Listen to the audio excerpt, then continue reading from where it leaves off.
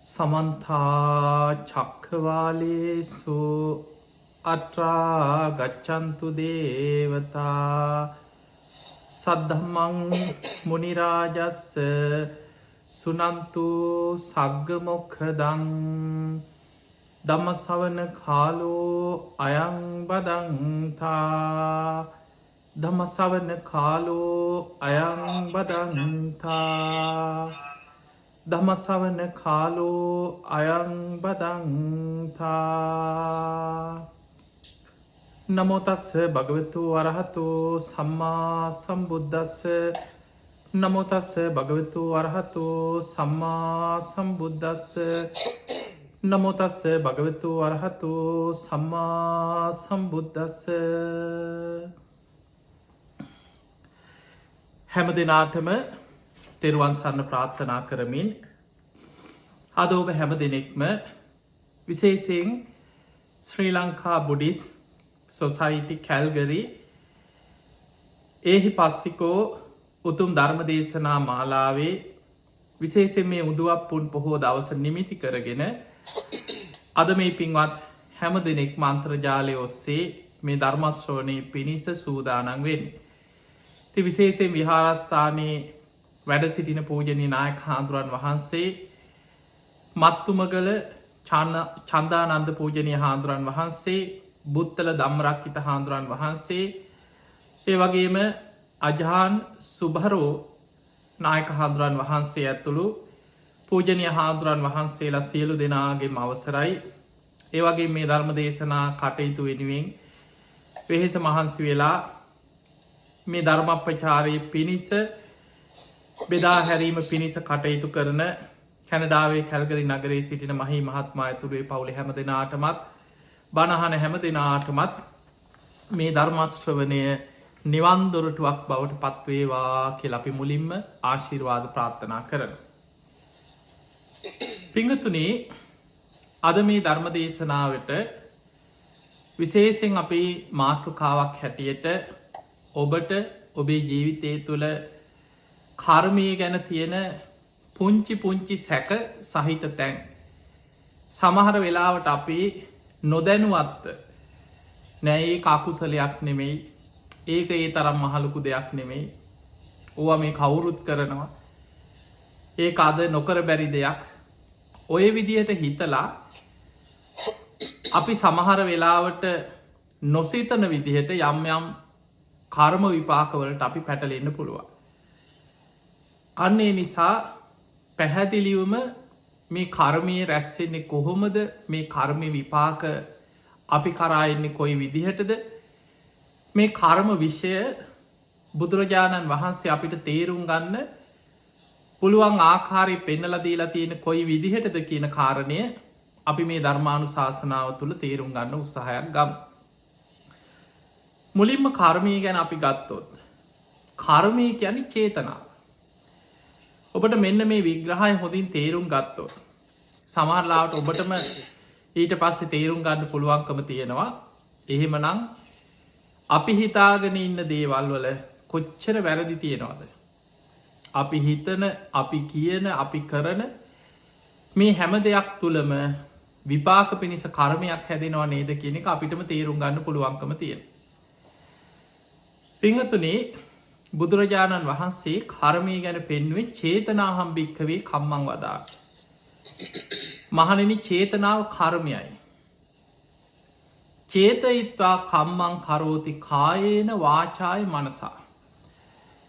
චේතනා පහළ කරලා අපි කර්ම රැස් කරනවා කායේන. අපි ක්‍රියා කරනකොට මතක තියාගන්න අපි කරන හැම වැඩක්ම හැම ක්‍රියාවක්ම අපේ කය ක්‍රියාත්මක වෙන්නේ චේතනාවක් එක්ක.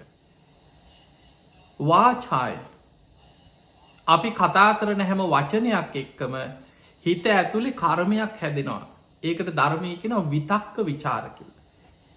චේතනා සකස් වෙනවා. චේතනාවක් එක්ක තමයි වචන කතා කරන්නේ.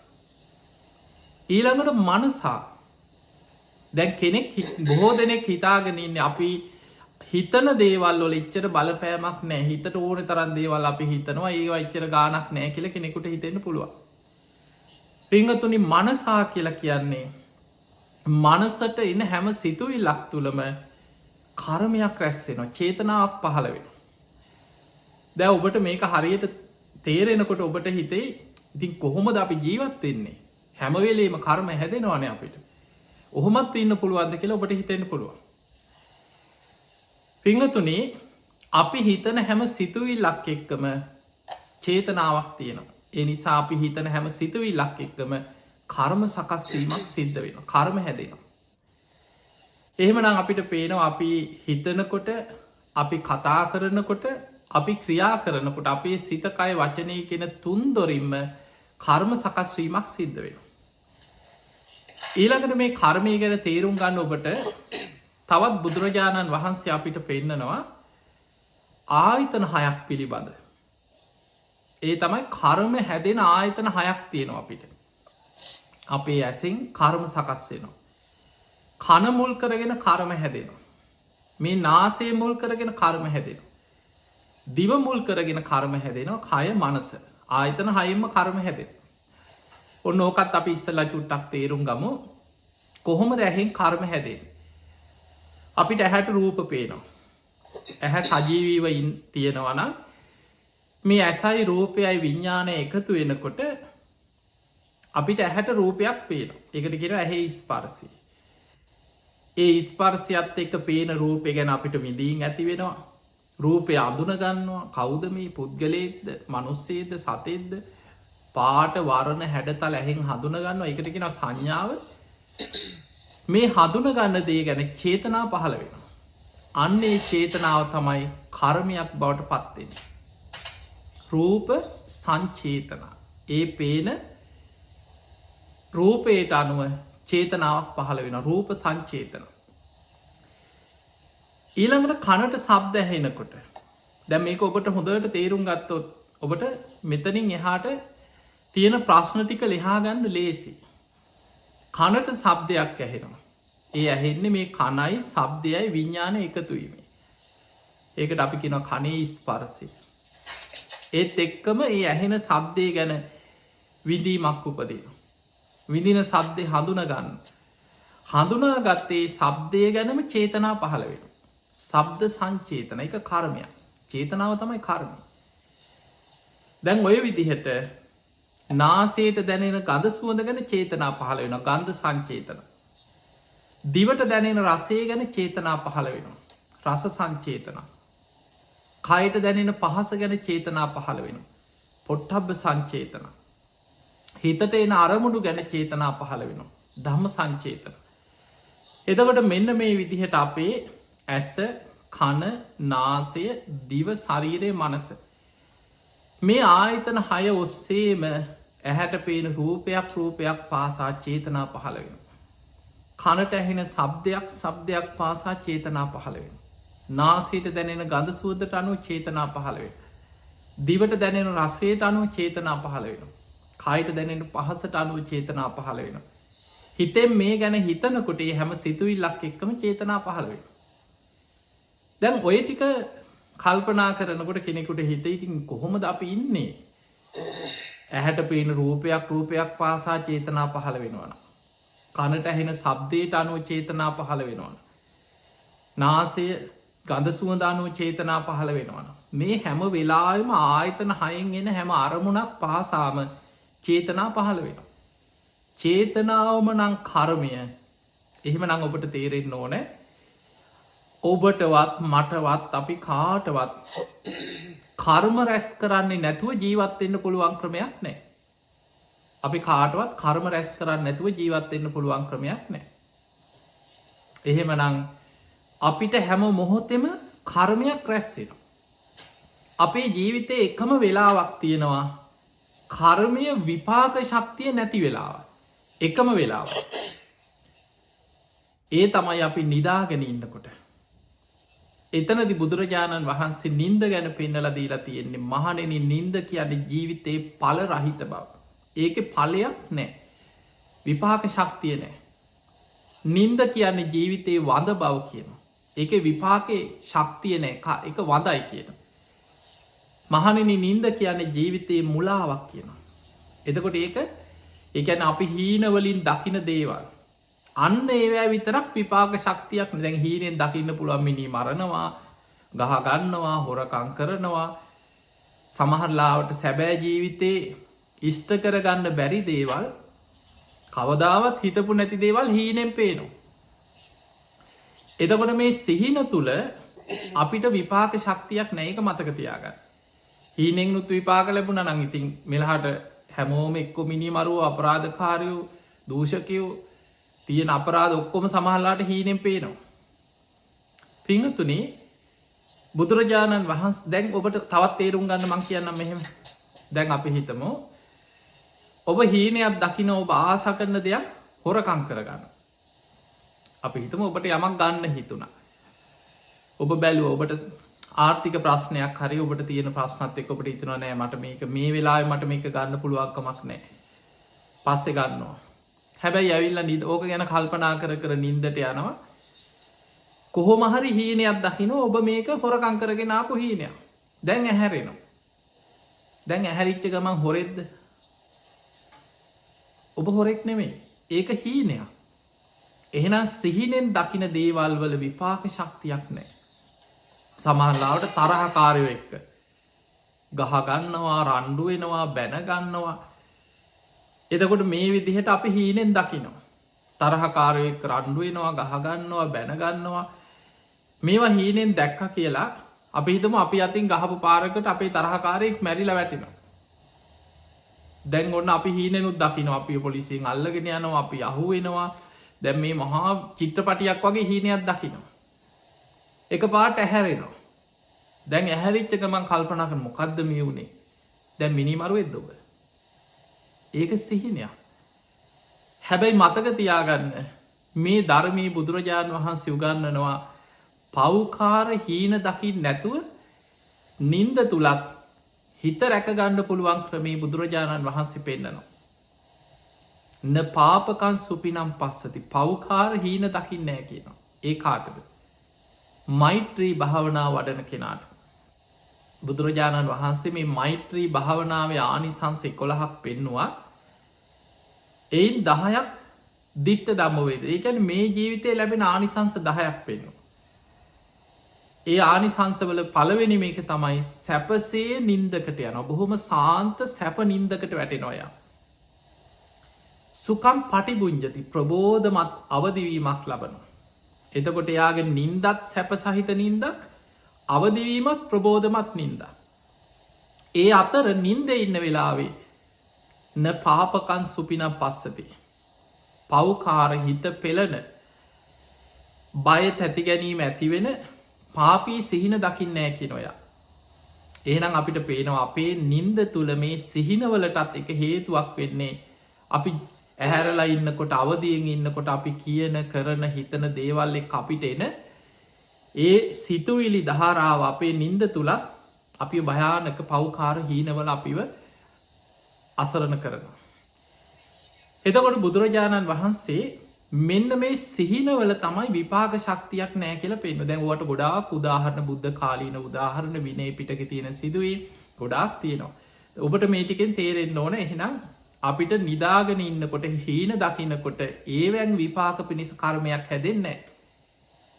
හැබැයි එහෙනම් අපි අවදියෙන් ඉන්නකොට නැකිටලා ඉන්නකොට සිහියෙන් ඉන්නකොට හැම වෙලාවෙම යමක් කියනවද යමක් හිතෙන් හිතනවද යම් ක්‍රියාවක කරනවද ඒ හැම වෙලාවෙම චේතනාවක් එක්කයි සිහියෙන් ඒ ක්‍රියාව කරන්නේ.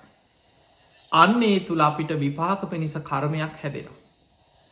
පිංහතුනේ දැන් ඔය ටිකෙන් හැබැයි ඔබට දැන් ඔබට හිතෙන්න පුළුවන් ඉතින් එහෙනම් නැගිටලා ඉන්නකොට හැම වෙලාවෙම ඔහොම හිතන්නත් බෑ කර්ම හැදෙනවා කතා කරන්නත් බෑ චේතනාවක් පහළ කරලා. ඉතින් කොහොමද අපි ජීවත් වෙන්නේ කියලා. බුදුරජාණන් වහන්සේ අපි කාටවත් ධර්මයේ මහණෙනි කර්ම කරන්න එපා කියලා කොහෙවත් නැහැ. මතක තියාගන්න. කර්මයක් රැස් කරන්න නැතුව ඉන්න පුළුවන් කියලා එහෙම ක්‍රමයක් පෙන්නලත් නැහැ. එහෙම ඉන්න බෑ අපිට. ඒ කියන්නේ අපි හිතනකොට හැම වෙලෙම කර්ම රැස් වෙනවා නම් චේතනාව නම් කර්මය. කතා කරන වචනයක් පාසා විතක්ක ਵਿਚාර හිත ඇතුලේ චේතනා පහළ වෙනවා. අපේ කය ක්‍රියාත්මක වෙන්නේ චේතනාවක් එක්කනම්.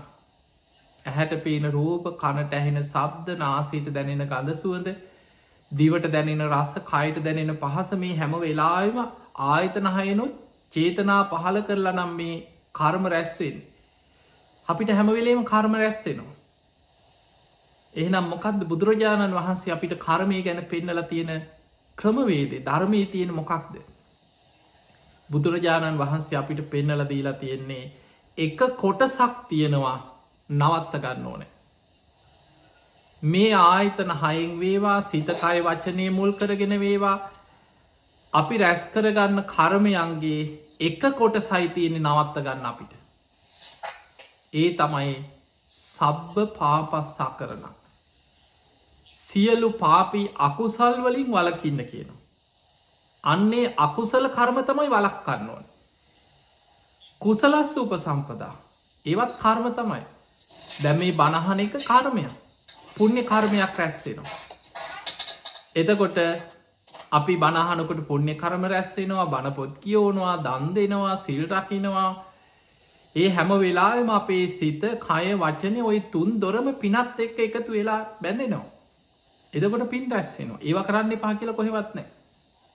බුදුරජාණන් වහන්සේ අපිට එපා කිව්වේ පාපී අකුසල්, රාග, ద్వේෂ, මෝහ බලවත් වෙලා සිද්ධ වෙන අකුසලයට පක්ෂ වෙච්ච මේ අකුසල එකක් දෙකක් නෙමේ, සබ්බ පාපස්ස. සියලු පාපී අකුසල් වලින් වළකින්න කියන්නේ. එතකොට සියලු පාපී අකුසල් වලින් එයා වළකිනවා. කුසලස්ස උපසම්පදා. පුළුවන් තරම් කුසල් උපසම්පදා කියන්නේ ඒක වඩන්න, දියුණු කරන්න, වර්ධනය කරන්න. ඒවත් කර්ම තමයි. ඊළඟට කර්මය ගැන ඔබට තේරුම් ගන්න පුළුවන් තවත් විස්තරයක් තියෙනවා. දැන් අපි පින් කරනකොට අපිට රැස් වෙනවා කර්මයක්. ඒකට කියනවා පුඤ්ඤාභි සංස්කාර. සංස්කාර කර්ම රැස් කරනවා. පිනට අනුව කර්ම රැස් කරන.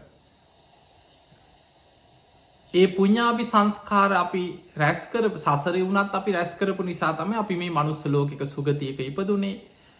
අද අපිට මේ ඇස, කන, නාසය, දිව, කය, මනස හොඳට වැඩ කරන, කියන දේ තේරුම් ගන්න පුළුවන්.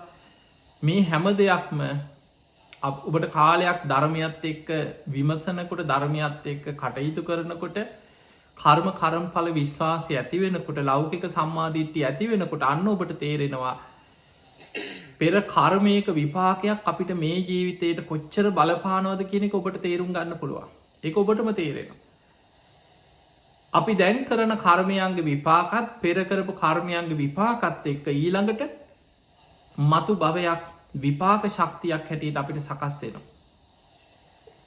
ඒ නිසා බුදුරජාණන් වහන්සේ පෙන්නනවා පින් කරන්න සකස් වෙනවා පුඤ්ඤාභි සංස්කාර. පිනට නැඹුරු වෙච්ච කර්ම හැදෙනවා. කෙනෙක් නිතර අකුසල් කරනකොට, පව්කම් කරනකොට එයාට කර්ම රැස් වෙනවා අපුඤ්ඤාභි සංස්කාර. ඒ අකුසලයට, පවට නැඹුරු වෙච්ච කර්ම යාට හැදෙනවා ඊට පස්සේ. දැන් එයාගේ කර්මේ නැඹුරු වෙලා තියෙන අකුසලයට, පාපයට. ඒ අකුසලයට නැඹුරු වෙච්ච කර්ම යාට සකස් වෙනවා අපුඤ්ඤාභි සංස්කාර. දැන් ඔබට හිතෙන්න පුළුවන් ඉතින් භාවනා කරනකොටත් සිත, කය, වචනේනේ මේකට එන්නේ. භාවනා කරනකොටත් කර්මනේ රැස් වෙන්නේ. කර්ම තමයි ඒවත්. භාවනා කරනකොටත් කර්මයක් රැස් වෙනවා. ඒකට කියන්නේ ආනෙන්ජාභි සංස්කාර කියලා. පින් කරනකොට රැස් වෙනවා පුඤ්ඤාභි සංස්කාර. අකුසල් කරනකොට රැස් වෙනවා අපුඤ්ඤාභි සංස්කාර. භාවනා කරනකොට, සමාධිය වඩනකොට, ධ්‍යාන වඩනකොට රැස් වෙනවා ආනෙන්ජාභි සංස්කාර.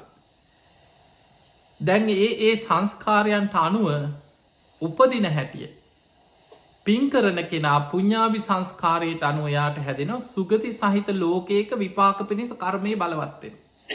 පිනට අනුව.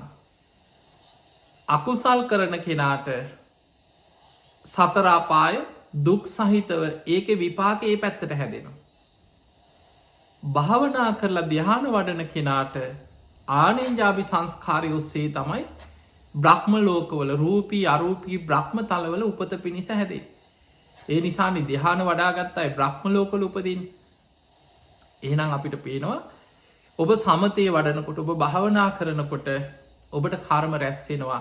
ඒවා සුගති සහිතව රූප අරූපී බ්‍රහ්ම තලවල පළවෙනි දෙවනි තුන්වෙනි හතරවෙනි කියන මේ ධ්‍යාන මේවා ලේසි දේවල් නෙමේ.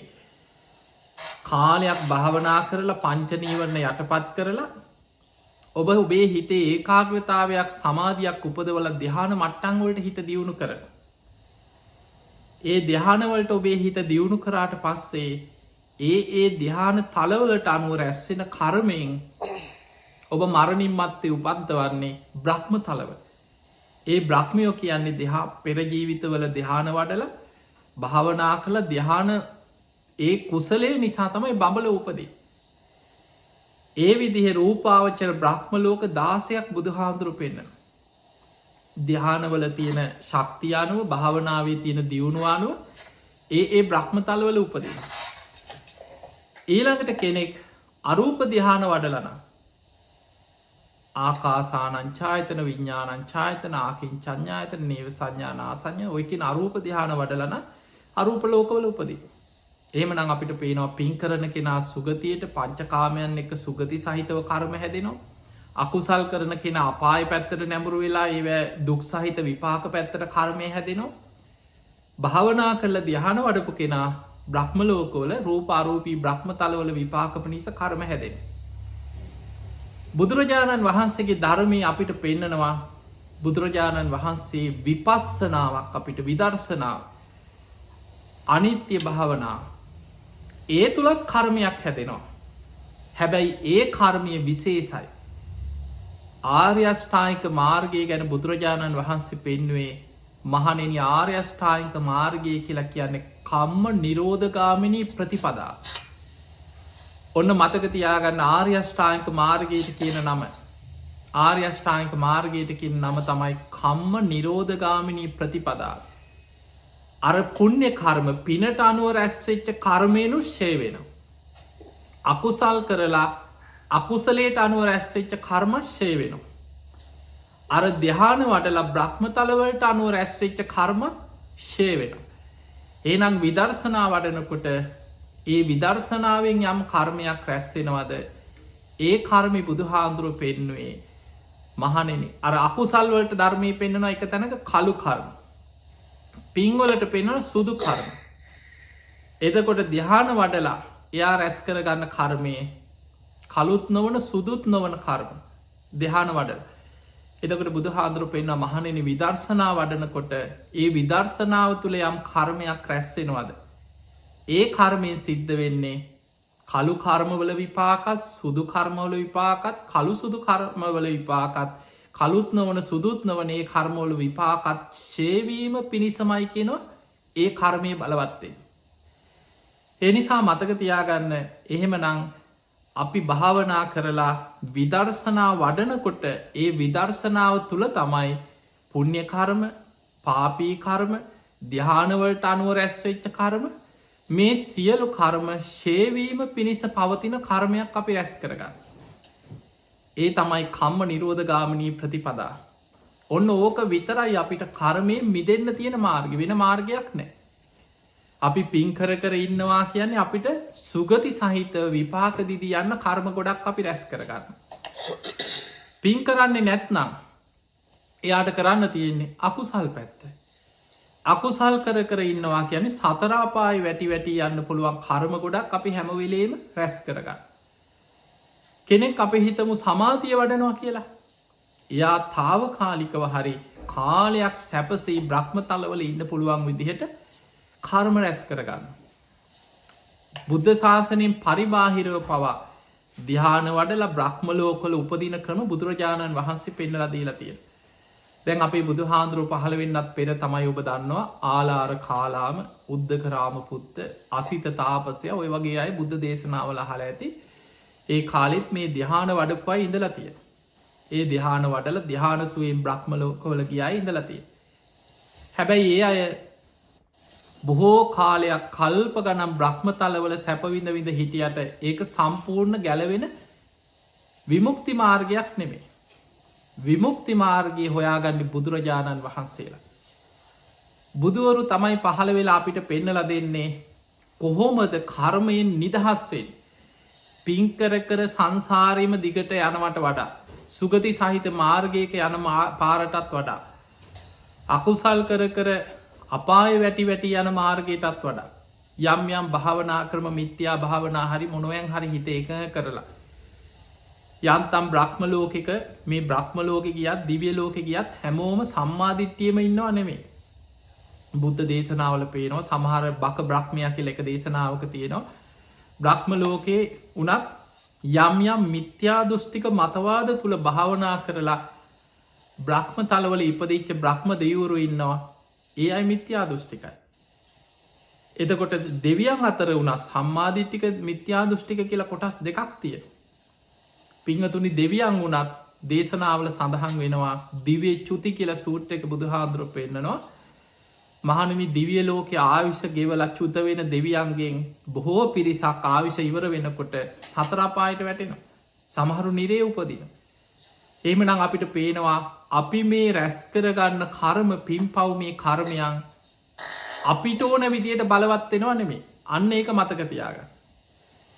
වැදගත්ම දේ තමයි දැන් ඔබට හිතෙන්න බොහෝ සාමාන්‍ය සමාජය තුළ ඔබ නිකං හිතන්න ඔබ ඇසුරු කරන අය ඔබ කතා බහ කරන අය ඔබ ජීවත්වෙන සමාජය තුළ සමහරු මෙහෙම කියන අය ඕන තරන් ඇති. අපි ඉතින් පන්සල් ගියේ නැති වුණාට අපි ඉතින් ඔය පූජා වට්ටිය උපාසක මල් වට්ටිය අතේ තියාගෙන අටපිරිකර ඔළුවේ තියාගෙනම හිටියේ නැති වුණාට අපි ඉතින් එහෙම පව් කරන්නේ නැහනේ. අපි කාටවත් කරදරයක් කරන්නේ අපි ඉතින් කාලා බීලා අපේ පාඩුවේ ඉන්නවා. ඔය කතාව අපේ නෑදෑයොත් කියනවා. ඕන තරම් සමාජය තුළ ඔබ ඕන තරම් අහලා ඇති අපි පව් කරන්නේ ඒ නිසා අපිට ප්‍රශ්නයක් නෑ කියලා. දැන් බලන්න කර්මය රැස් වෙන්නේ චේතනාව තුළ.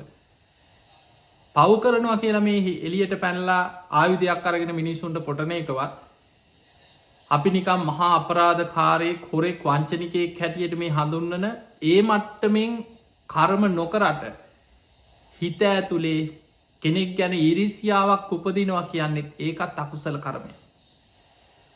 ද්වේෂය ඇති වෙනවා. සමහරලාවට ඒ ද්වේෂය කියන එක ඔබට ඔබ ගැන ද්වේෂය උපදිනවා. ගෙදර අය ගැන ද්වේෂය උපදිනවා.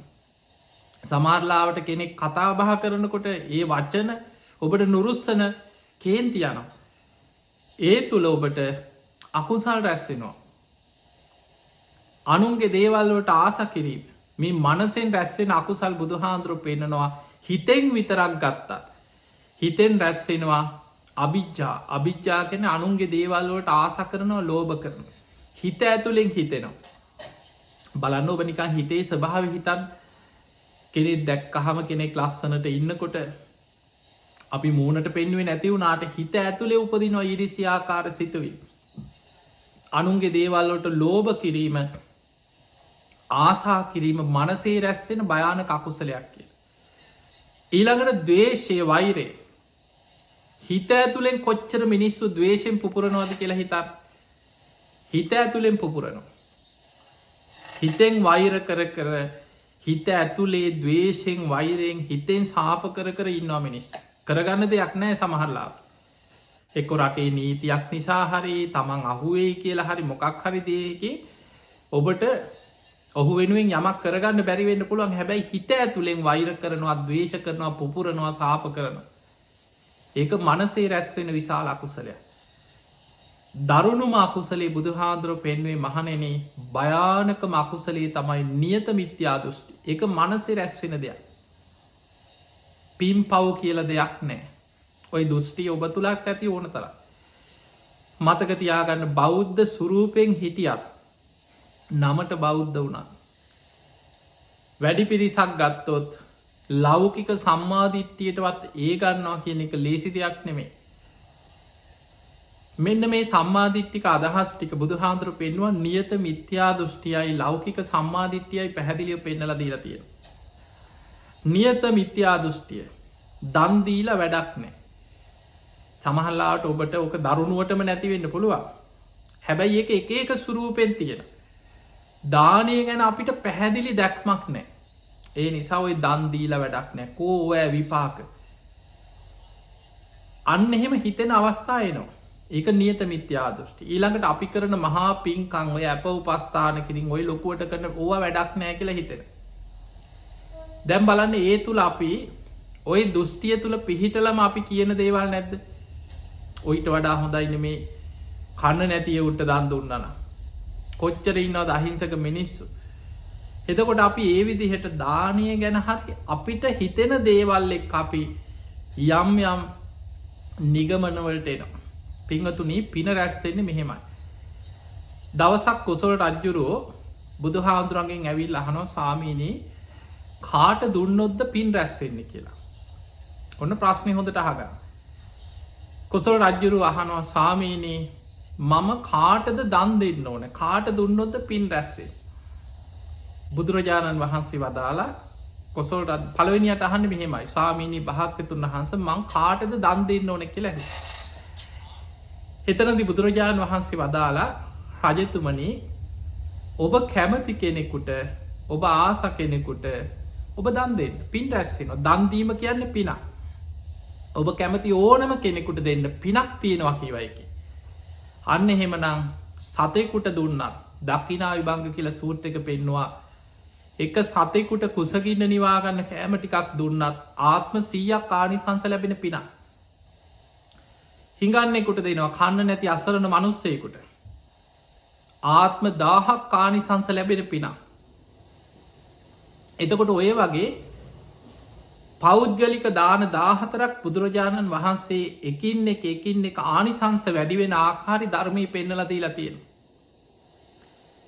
අන්න කොසොල් රජ්ජුරු අහපු පළවෙනි ප්‍රශ්නමං කාටද දන් දෙන්නේ බුදුරජාණන් වහන්සේ වදා රජතුමා කැමති ඕනම කෙනෙකුට දෙන්න අන්න එහෙනම් ඔබ තුළත් තියෙනවා සමහරු කියනොනෑ අපි නන් දන් දෙන්නේ වැඩිහිටි නිවාසවලට ඒක ගොඩක් හොඳයි කියන සමහරු කියනොනෑ ඊට වඩා ආබාධීත නිවාසක ළමයිට දීපහම ඊට වැඩිය හොඳයි ඔයිට වඩා හොඳයි කියෙන කන්න නැති ඔවුන්ට දුන්නා එතකොට ඔහොම ඒ අපි හිතන විදිහ ඒක පිනක් මතක තියන ඒක පිනක් ඊළඟට කොසොල් රජ්ජුරු අහනවා සාමීනී කාට දුන්නොද්ද මහත්ඵල මහානිසංස වෙන්න කියලා ඇහු ඔන්න දෙවනි ප්‍රශ්නය පළවෙනියට ඇහුවේ කාටද දන් දෙන්න ඕනේ දෙවනියට අහනවා කාට දුන්නොද්ද මහත්ඵල මහානිසංස වේ බුදුරජාණන් වහන්සේ වදාළ රජතුමනී ඔය ප්‍රශ්න දෙකක් කාට දුන්නොද්ද මහත්ඵල මහානිසංස වෙන්න වෙන ප්‍රශ්නයක් ඔබට මහත්ඵල මහානිසංසවීම පිණිසනං දන් දෙන්න ඕනෑ රාග දවේශ මෝහ ප්‍රහාණය කරගත්ත පිරිසකට හරි රාග දවේශ මෝහ ප්‍රහාණය කිරීමට මහන්සිගණ්ඩ පිරිසකට දන් දෙන්න කිව එතකොටයි කිව මහත්ඵල මහානිසංසවෙන් ඔන්න ඕක තේරුම් ගන්න දැන් අපි දානයක් දෙනකොට දානය අග්‍රම කොටස පූජ කරන්නේ ගුරූපදේශ රහිතව රාග දවේශ මෝහ ප්‍රහාණය කරපු බුදුරජාණන් වහන්සේව සිහි කර ඊළඟට අපි පන්සලේ හාමුදුරු තුන්නමක් වෙන්න පුළුවන් දෙනමක් වෙන්න පුළුවන් එක නමක් වෙන්න පුළුවන් 19ක් වෙන්න පුළුවන් හැබැයි අපි දන් දෙන්නේ සාංගීකව අතීත වැඩ සිටිය වර්තමානය වැඩයින්න අනාගතයේ පහළ වෙන සියලු සංඝය අරමුණු කරගෙන සාරිපුත්ත මොග්ගල්ලාන ආනන්ද නන්දරාහුල ඔය විදියට අපි මේ බුද්ධ ශාසනය වැඩ හිටිය සියලූම නික්ලේශී මහරහතන් වහන්සේලාගේ ඉදා මාර්ගපල්ලාබී සියලු සංඝයා සිහිකරගෙන ඒ මාර්ගයේ ගමන් කරපු ප්‍රතිඵල ලබපු සියලු දෙනා වෙනුවෙන් අපි දන් දෙනවා. එතකොට අර නිකලෙස් උත්තමයන් වහන්සේලා ඒ වෙනුවෙන් මහන්සි ගන්න අය ඒ මාර්ගයේ වඩන අය ඒ සියලු දෙනායකට ඇතුළත් වෙනවා. අන්න එතකොට ඒ දානේ තමයි කියන මහත්ඵල මහානිසංසවේ. එතකොට බලන්න අපි මොකද අපි මේක තේරුම් ගන්න දැන් අපිට ඕන තරම් කෙනෙකුට කියන්න ඔය හාමුදුරට කොච්චර හම්බෙනවද ඕන තරම් කොච්චර අහක යනවද ඔයිට වඩා කන්න නැති උන්ට දීපහම කොච්චර පිනක්ද එහෙම හිතෙනවා කන්න නැති අයටත් දන් දෙන්න ඒකත් පිනක් සත්තුන්ටත් දෙන්න ආත්ම 100ක් ආනිසංස ලැබෙන පිනක් අසරණ බඩකින්න ඉන්න මනුස්සේකුට කෑම ටිකක් දුන්නොත් ආත්ම 1000ක් ආනිසංස ලැබෙන පිනක් එතකොට සිල් ඇත්තන්ට වෙන්න පුළුවන් කාට දුන්නත් පින් රැස්වෙනවා. හැබැයි මතක තියාගන්න මහත්ඵල මහානිසංස වෙන්න නං රාගදවේශ මෝහ ප්‍රහාණය කරපු පිරිසක් හරි ඒ වෙනුවෙන් මහන්සි ගන්න පිරිසක් අරමුණු කරගෙන දන් දෙන්න. එතකොට ඒ දානෙ මහත්ඵල මහානිසංස වේ. ඊළඟට තවත් මේ කර්මය චේතනාව ගැන තේරුම් ගන්න තවත් තැනක් ඔබට දැන් අපි බුද්ධ පූජා තියෙනවන. බොහෝ වෙලාවට ඔබ තුළත් ඇති ඔබ දන්න අය ඇසුරු කරන අය තුළත් ඇති බුදු හාමුදුරුවද පිරිනිවන් පාලා. මෙච්චර මේ ලොකුවට මෙච්චර මේ වියදං කරලා බොරුවට බුද්ධ පූජාවල් තියන්න ඕනද. ඔයි බුද්ධ පූජාවට බනින ගරහන කොච්චරයි නොද කියලා හිතා. සමහර වෙලාවට අපි දකින සමහර බුද්ධ පූජාවල් බොහොම ලස්සනට ගිලම් පස වෙන වෙනම හදලා වෑන්ජන වෙන වෙනම තියලා දානි භාජන වෙනම තියලා බොහෝම ලස්සනට බුද්ධ පූජාවල් තියෙන. සමහරු ඒක දැකලා හිත පහදවන අනේ සාදු සාදු කියලා හිතෙන් සතුටුවේ.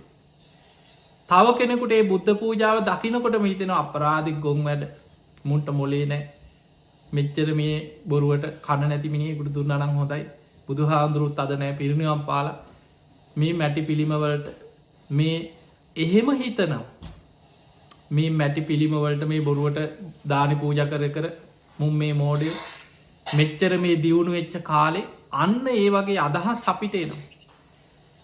ඒ අදහස් කියන ඒවා තර්ක කරන ඒවා සාකච්ඡා කරන අය ඕන තරම් ඔබ තුළ ඇති.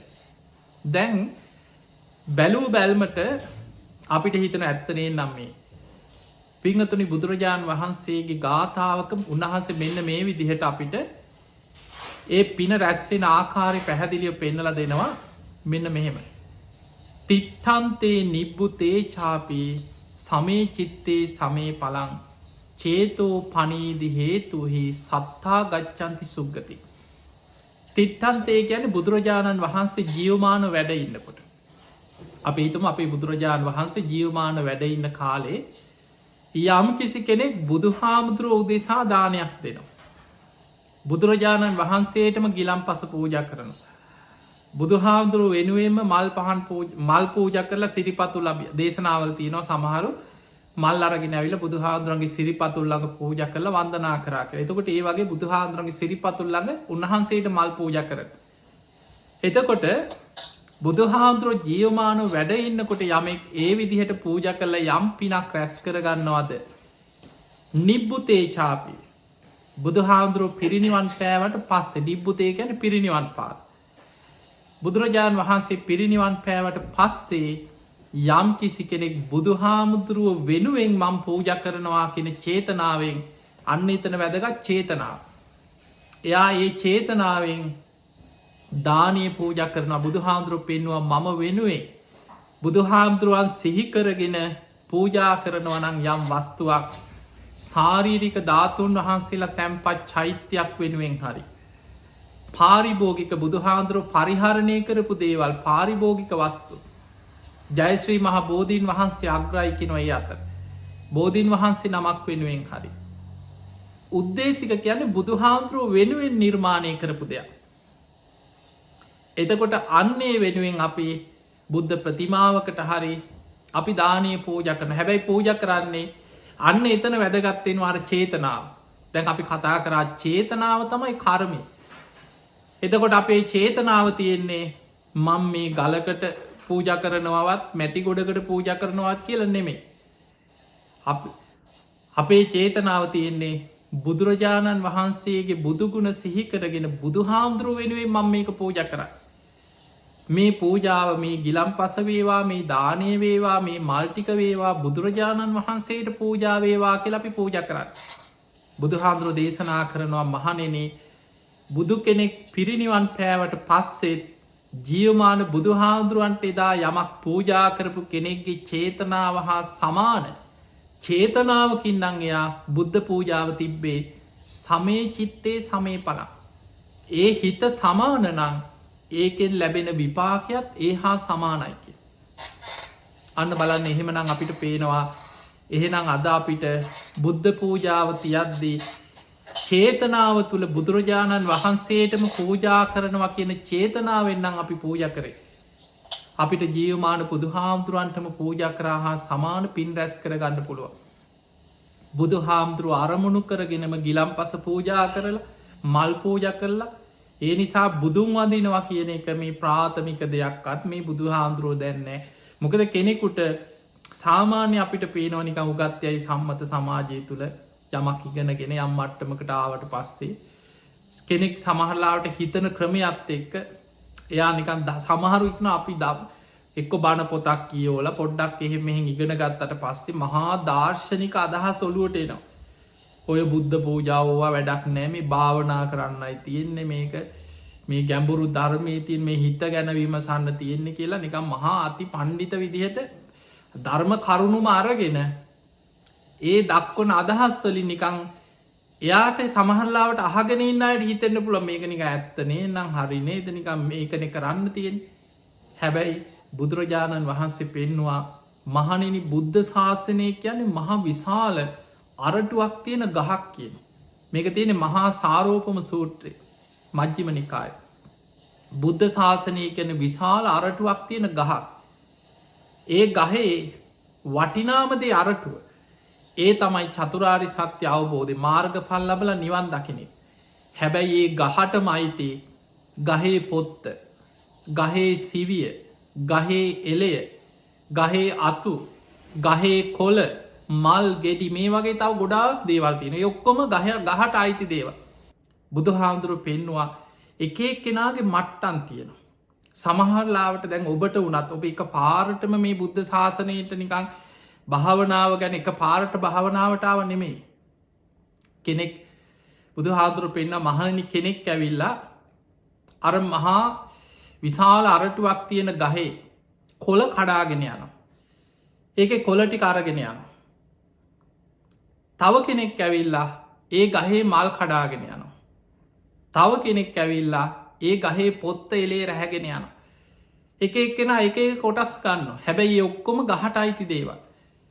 හැබැයි ඒ සියල්ලේ වටිනාකම දන්න කෙනා ගහේ අතු ටිකත් ගන්නවා කොල ටිකත් ගන්නවා පොත්තත් ගන්නවා ගෙඩි ටිකත් ගන්නවා මල් ටිකත් ගන්නවා ගහේ අරටුව වටිනාමදේත් ගන්න. ඒ වගේ බුදු හාන්දුරුව පෙන්නනවා මේ බුද්ධ ශාසනය වටිනාකම දන්න කෙනා මේක භාවනාව විතරයි කියලා බුද්ධ පූජාවට ගරහන්නෙත් නෑ. බුදුන් අදිනයකට ගරහන්නෙත් නෑ. ඊළඟට මේ බුද්ධ ශාසනය තුළ සද්ධාව තමයි මේ කරා යන්න වැදගත්මති. ඒ නිසා යා බුදුන් අදිනවා අවස්ථාව ලැබුණ හම දන් දෙනවා පින් කරනවා භාවනා කරනවා අනිත්තා එකතු කරගෙන පින්කාංගවලට සම්බන්ධ වෙනවා. ඒ සියලු දේවල් වල යෙදෙන ගමන් එයා භාවනා කළ ධර්මයත් අවබෝධ කරගන්න මහන්සිගන්න. අර බුද්ධ ශාසනය නැමති මහා අරටුවක් තියෙන මේ ගහින් සම්පූර්ණ ප්‍රයෝජනය ගන්න. ඒ නිසා බුදු හාමුදුරුව පෙන්නවා කෙනෙකුට මතකතියාගන්න අපිට ප්‍රඥාව කරා යන්න නං එතනට යන්න තියෙන මාර්ගයේ සද්ධාවෙන් යායුතු ගමනක් තිය. මේක පටන් ගන්නකොටම රහත්වෙනවා නෙමේ. සද්ධානුසාරී දම්මානුසාරී සද්ධාවෙන් තමයි එතනට යන්න සද්ධාවෙන් ඇතුල්ලේ. ඊට පස්සයා සෝවාන් වෙනවා සකදාගාමී මාර්ගය වඩනවා පලේට පත්වෙනවා අනාගාමී මාර්ගය වඩනවා පලේට පත්වන මෙහෙම ක්‍රමාණුකූල අනුපුබ්බ සික්කා අනුපුබ්බ කිරියා අනුපුබ්බ ප්‍රතිපදා මේ විදිහට ටික පියවරෙන් පියවර ගැඹුරට යන තැන. තියෙනිසා මේ ධර්මය හැසිරෙනකොට ධර්මය ඉගෙන ගන්නකොට. ඔබ ගොඩාක් ඊළඟට බුදු හාන්දුරුව පෙන්න්නපු වටිනාම දෙයක් තියෙන අපි මේ ධර්මය ඉගෙන ගන්නකොට අපි ඉන්න ඕන කොතනද කියලා. ඒ තමයි මම දන්නවා මමයි දන්නේ මං කියන එක හරි මං පොත්පත් කියවල තින අපි බණහලා තියෙන අපි දන්නවා ඒ කාලිදං ඕක් අන්නේ දෘෂ්ටියට එන්න එපා. ඒ දෘෂ්ටියට ආපු ගමන් වරදින. ඔබ දන්න වෙන්න පුළුවන් ඔබ ආචාර වෙන්න පුළුවන් මහාචාර වෙන්න පුළුව ඔබ මොනවාහරි දෙයක් දන්නවා ඒ ඔබ දන්න ඒ විෂයක්. ධර්මය ඉගෙන ගන්නකොට බුදු හාමුදුරුව පෙන්වා භගවා ජානාති බුදුරජාණන් වහන්සේ තමයි සියල්ලම දන්න. අහං නජානාමි මං මොකුත්ම දන්නේ නෑ කියන තැනයින් නැත්නම් ධර්මය ඉගෙන ගන්න බෑයාට. එහෙම මෙහෙ කටපාඩන් කර ගනි තැන්තැන්වලින් කෑලිටිකක් අල්ලගෙන කාට හරි ගරහාගෙන තර්ක කර අනුන්ට බැන බැන නික අකුසල්ටිකක් පුරෝගෙන අපිත් බෞද්ධයෝ කියලා ඉන්න පුළුව. හැබැයි මේ ධර්මය පිහිටන්න නං එයා තුළ හැමවෙලේම තියෙන් ඕන අදහස තමයි භගවා ජානාති බුදුරජාණන් වහන්සේ තමයි සියල් අවබෝධයෙන්ම දන්නේ. අහන්න ජානාමි මන් දන්න දෙයක් නෑ මං කිසිම දෙයක් මේ මොකද අපි කවුරුත් අපිත් මේ බණපොතක් කියෝලා බුදු හාදුරන්ගේ දේශනාවක් අහලා ඒ දේශනා තුළින් අපි ගත්ත දැනුමක් මිසා අපි කවුරුවත් සර්වඥතාඥානම අපිට එක පාට පහළ වෙලාද. පෙර ජීවිත දකින නුවන චුතුවපාත ඥාන මේ විශ්වය ගැන නිවන ගැනම අපිට අමුතු අවබෝධ කාටවත් ලැබිලනෑ. බුදු හාමුදුරුවන්ගේ දේශනා තුළින් තමයි අපි හිතලා මෙහෙමයි මෙහෙමයි කියලා යම් මට්ට මේ පුංචි දැනුමක් අපි හදාගෙනීම. ඒ නිසා මේ ධර්මය තුළ ගැඹුරට යන ශ්‍රාවකයකුට තියෙන් ඕන පළවෙනිම දේ තමයි මගේ ශාස්තෘන් වහන්සේ බුදුරජාණන් වහන්සේ උන්වහන්සේ තමයි සියල් අවබෝධයෙන් දන්නේ අහන්න ජානාමි මන් දන්නේ නෑ කියනදේ ඒ මතයට ඔබ ඉන්න ඕන. ඊළඟට සත්තාමේ භගවා බුදුරජාණන් වහන්සේ තමයි මගේ ශාස්තෘන් වහන්සේ බුදුහාමුදුරුව තමයි මගේ ශාස්තෘන් වහන්සේ ශ්‍රාවකෝ හමස්මි මං උන්වහන්සේගේ ශ්‍රාවකෙක් මං බුදුහාමුදුරන්ටත් ඉහලින් කියන මට්ටමට මොකද සමහර අයත් එක කතා කරනකොට වාද තරක විතරක සමහර පණ්ඩිත අදහස් අහගෙන ඉන්නකොටම අපිට හිතෙන අම්බෝ මෙයාගේ තියෙන මේ බණ තැන්තැන්වලින් එක්ක බණටිකා පොත්තකින් කෑල්ලක් කොහෙන් හරි කියෝල බුදුහාමුදුරන්ටත් ඉහලින් අදහස් ගත්තොත් මහා පණ්ඩිත අදහස්වල ඉඳගෙන තරක විතර්කවලට ඒ නිසා මේ ධර්මී ගැඹුරට යන කෙනා හැම වෙලාම හිතන්නේ නිහතමානී මේ ධර්මී පිහිටන්න එතනදී සත්තා මේ භගවා බුදුහාමුදුරු මගේ ශාස්තෘන් වහන්සේ ශ්‍රාවකුමාමස්මි මං උන්වහන්සේගේ ශ්‍රාවකයෙක් විතරයි ඔන්න ඔතන ඉදං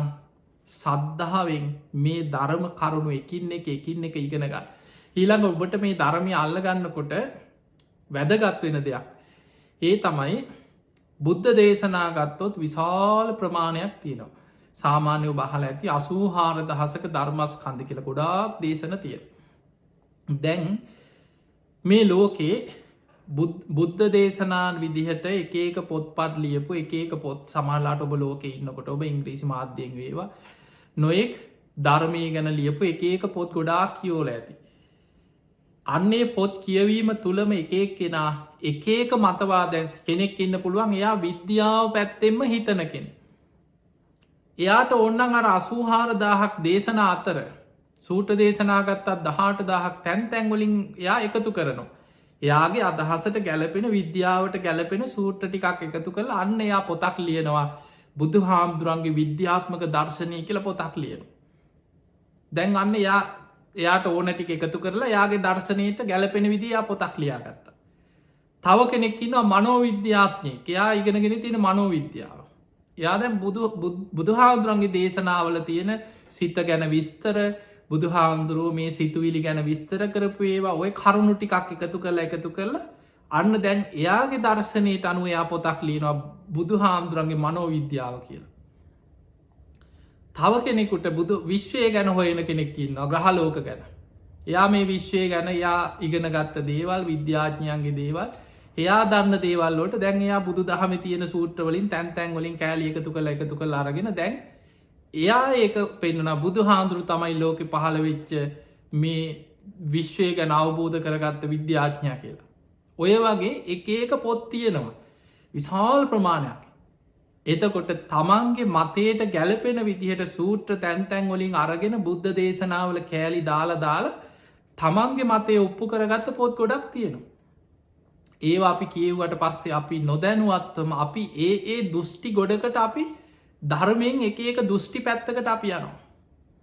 ඒ නිසා මතක තියාගන්න බුද්ධ දේශනා කියෝනොකට ධර්ම ඉගෙන ගන්නකොට වැදගත්මදේ අපි දෘෂ්ටියක ඉඳගෙන අපේ දෘෂ්ටියට අදාළ සූට්‍ර එකතු කරන එක නෙමෙයි. ඕක තමයි ගොඩාක් දෙනෙක් කරන්නේ වරදින්නේ ඔතන. තමන් අදහසකට ඇවිල්ල තමන්ගේ අදහසට හරියන්න සූට්‍ර එකතු කරලා මම හරි මෙන්න මේක මෙහෙම තියෙනවා මේක මෙහෙම තියෙනවා කියලා තමන්ගේ අදහසට ගොුණුවෙන විදිිය කරුණු එකතු කරලා හදාගන්න. අපි ධර්මය ඉගෙන ගන්න ඕනෑ අපි මොකුත් දන්නේ නෑ කියන තැනයිදං ඉගෙන ගන්න කියන්නේ ඒකයි. එතකොට අපි දෘෂ්ටියකට ඇයින්නේ නැතුව අපි බුද්ධ දේශනාවක් කියවලා ඒ දේශනාව තුළ බුදුරජාණන් වහන්සේගේ අදහස මොකක්ද අන්නේ අදහසයි අපි හිතට ගන්න. ඔය විදිහට අපි දේශනා 100ක් කියෝනු. ඒ දේශනා 100ෙම බුදුහාමුදුරුව මොකක්ද අදහස් කරේ උන්වහන්සේගේ දැක්ම මොකක්ද ඒ දේශනාවල් ඉලක්ක කරලා දේශනා කරේ කොයි පැතිද. අපි බුද්ධ දේශනාව කියෝල දේශනාව තියෙන අදහස් අපේ ඔලුවට ගන්න. එහෙම ධර්මී ඉගෙනගෙන කාලයක් යනකොට අන්න ඔබට හරියට බුදු හාදුරන්ගේ ධර්මයත් ගැන නිරවුල් දැක්මක් ඇති කරගන්න පුළුවන්කම තිය. ඔන්න ඔය විදිහට හරියට ධර්මය ඇල්ලුවේ නැත්නං මේ ධර්මය බුදු හාදුර එක අලගත්දූපම කියලා සූත්‍රක පෙන්න්නනවා මහනෙන බොහෝ දෙනෙක් ධර්මය අල්ලන්නේ සරපය අල්ලනවා වගේ.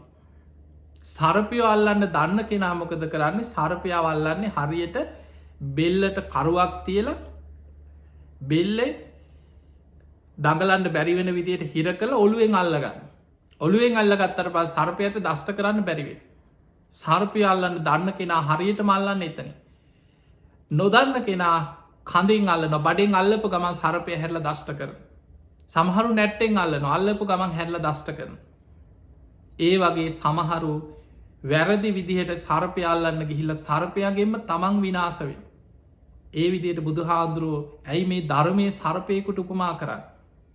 මේ බුදු කෙනෙක්ගේ ධර්මයක්. සාරා සංකයේ කල්පලක්ෂයක් පාරමී පුරලා බුදුවෙන් ආත්මෙත් අවුරුදු 6කට ආසන්න කාලයක් දුස්කරක්‍රියා කරලා මහා දුක්ගැහැට විඳලා බුදු කෙනෙ අවබෝධ කරගත්ත ධර්මයක්. අපිට ඕට විදිහට කපලා කොටලා වෙනස් කරල අපේ අදහස් දාලා පණ්ඩිත තරක විතර්ක දාලා මේ ධර්මය එක විදිහට අපි වෙනස් කර විග්‍රහ කරන්න ගියොත් අපි දන්නෙම නැතු අපිට විශාල අකුසලයක් රැස්සේ. ඒ නිසා බුදුහාදුර පෙන්නුවත් ධර්මය අල්ලනවනං හරි විදිහට ධර්මය අල්ලගන්න. ඒ ධර්මය ඔබව සංසාර්දුකින් එතර කරවන. ඒ නිසා මේ ධර්මය අපි ඉගෙන ගන්න ඕනෑ වාදවිවාද පිණිස නෙමේ. ධර්මය ඉගෙන ගන්න ඕනෑ සංසාරදුකින් නිදහස්වීම පිණිසයි. නිවන පිණිසයි. අන්න ඒ පිණිස ධර්මය ඉගෙන ගන්න. ඒ නිසා ඔබට එක පැත්තකි ලොකු භාගයක් අද ලැබිලා තියෙනවා බණ පොත් පත්තියෙනවා ඕන තරම් බණහන්න ලැබෙනවා අන්තර්ජාලයෙන් ඕන තරම් බණ තියෙන හැබැයි ධර්මය අහනකොට අන්න අර කියන තැන ඔබට ඉතාම වැදගත් වෙනවා බුදුරජාණන් වහන්සේ තමයි සියල් අවබෝධයෙන් දන්න මම කිසි දෙයක් දන්න කෙනෙක් නෙමේ. බුදුරජාණන් වහන්සේ තමයි මගේ ශාස්තෘන් වහන්සේ මන් ශ්‍රාවකයෙක් විතරයි කියන තැනයිදං බුද්ධ දේශනා බොහොම නිහතමානීව කියවල්. හොඳට බණහනකොට තමන් මොකුත් දන්නෑ කියන තැනයිදං ආදුනිකේ බණහන වගේ බණහන්. එහෙ මහලයි දේශනාව කියවෙන අර්ථය ග්‍රහණය කරගෙන ඒ ඔස්සේ මෙනෙහි කරන්න. යෝනිසෝ මනසිකාරයේදේ අන්න එතකොට ඔබට කාලයක් යනකොට නිරවුල්ල මේ ධර්මය තේරුම් ගන්න පුළුවන් හැකියාවෙනවා. ඊළඟට කර්ම විෂය මේක හරිය සියුම් තැන් තියෙන. සමහරලාවට අපේ තරක විතර්ක ගොඩාක් දේවල් එක් මේ ගැන කතා කරනකොට අපි මේ මාතෘකාව ගැන කතා කරනකොට මේ මාතෘකාව තෝරගන්න පෙර මොකක් ද අපි අද දවස මේ ධර්ම දේශනාවට යොදාගන්න කියලා අපි සමහර තැන් කතා කර අපිට සැක ඇති වෙන තැන් අපිට පේනව සමහරලාවට ඔබ මේ රටවල් වල බටහි රටවල් වල ජීවත් වෙනකොට ඔබ කැනඩාවෙන්න පුළුවන් ඇමරිකාවේ යුරෝපී රටවල් වල සමහර වෙලාවට ඔවුන් ගන්න තීරණ ඔබ වෛද්‍යවරයෙක් හැටියට වෙන්න පුළුවන් මෙසී කෙනෙ දරුවෙක් වෙන්න පුළුවන් දෙමවපියෝ ගැන වෙන්න පුළුවන් සමහරලාවට අපි දකිනවා මෙවැනි රටවල් වල දුක්විඳිනවට වඩා හොදයි මැරෙන එක කියලා එහෙම තැනකට එනවා. මේ රටවල් මිනිස්සු ගැන හරියට මානුසිකව හිතනවා තමයි. හැබැයි ඔවුන් කර්මය ගැන ඔවුන්ට ඒ දැනුම නෑ.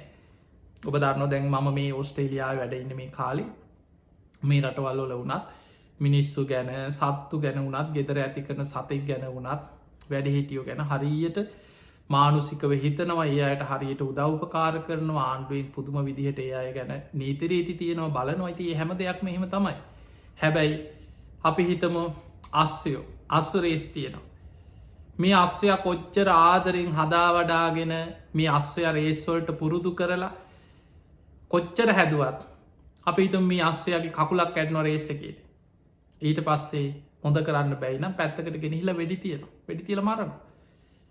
එතකොට ඒක තමයි ඔවුන්ගේ සමහරලාවට සතේ ඒ සතාට එක්කො බරපතල් ලෙඩක්නම් සනීප කරන්න බැයින ඉන්ජෙක්ෂණයක් ගැහම මැරුව. ඒ සතාට ඒ දක්වන ඒ ක්‍රමේම තමයි මනුස්්‍යයන් ගැන සමහරලාවට හිතනවා. දුක්විදිනවට වඩා හොඳ මිනිස්සුන්ටත් ඒක හිතෙන පුළුවන් අනේ දුක්විදිනවට වඩා හොඳයි මැරෙන එක අනේ අම්ම හොම දුක්විදිනවට වඩා හොඳයි අම්මට ඉක්මනින් මැරෙන් අවස්ථාව හදල දෙන එක මතක තියාගන්න අපි එක කෙනා ගෙනාපු කර්ම තියෙනවා ඒ කර්මවල අපේ ජීවිතවල අපි සමහරලාවට මරණාසන්න මොහොතේ අපි ඒ විඳවල හරි ඒ ගෙවල හරි ඒ කර්මයට අනු අපිට ලැබෙන මරණයක් අපිට ලැබෙනවා අපි කවදාව සදාකාලිකව ඉන්න නෑ හැබැයි ඔබ ඉස්සර වෙලා සමට දරුව පස් දෙනෙක් වෙන්න පුළුවන් කට්ටියම එකතු වෙලා තීරණය කරලා හැමෝ මස්සං කරලා ඔබ මරණය ඔබ හිතන්නේ නෑ අපි මේ උත්සාහ කරන්නේ ඉක්මනින් මරණය ළඟා කරලා දෙන්න දුක් විදින නිසා හැබැයි මතක තියාගන්න ඒ ඔබේ කැමැත්ත ඔබේ එකගතාවය මත සිද්ධ වෙන්නේ ඔබ මරණය ඉක්මං කරලා දෙන්න ඔබ නොදැනුවත්ව විශාල අකුසලයක් කරගන්න කෙනෙක් වෙන්න පුළුව චේතනාව තුළයි කර්මය රැස්සේ තිය නිසා එවැනි අවස්ථාවල් වල බුද්ධිමත්ත මගහැරලා ධර්මය දන්න කෙනා බේරෙන්න්න දක්ෂ කෙනෙක් බවට පත්තේ තිය නිසා එවැනි අවස්ථාවන් ගොඩාක් තියන අපිට ධර්මය එකින්නේ කරගෙන ගොඩා සියුම් තැන් අපිට විස්තර කරගන්න තේරුම් ගන්න විග්‍රහ කරගන්න පුළුවන්කම තියෙනවා තිය නිසම්ක දේවගේ දේවල් අපිට ගොඩක් මේ රටේ ලෝකෙ වෙන දේවල් ඊළඟට මිනිස්සු ඒවා තුළ පස්සේ මානුසික විදවනු සමහර අය එවැනි දේවල් කරලා පස්සේ බනහලා තේරිලා භාවනා කරන්න යනකොට බණහනකොට කර්මය ගැන තේරුම් ගන්නකොට තමන්ට තේරෙනවා ඇත්තනේන්න එදාමන් චේතනාවක් පහල කරලා නේද ඒකට කැමැත්ත දුන්න මට මේකෙන් අකුසලයක් රැස්සුනාදුව කියලා පස්සේ තමන්ගේ හිතට ඒක වද දෙනවා ඊට පසේ තමන්ට භාවනා කරගන්න බෑ හිතට වද දෙනවා තමන් විඳෝනු ඒ නිසා එවැනි කර්ම විපාකවලට ඔබ ඉදිරිපත් නොවී බුද්ධිමත්ත කර්මය කියන මොකක්ද චේතනාව තුළ කර්ම රැස්සෙන්නේ කොහොමද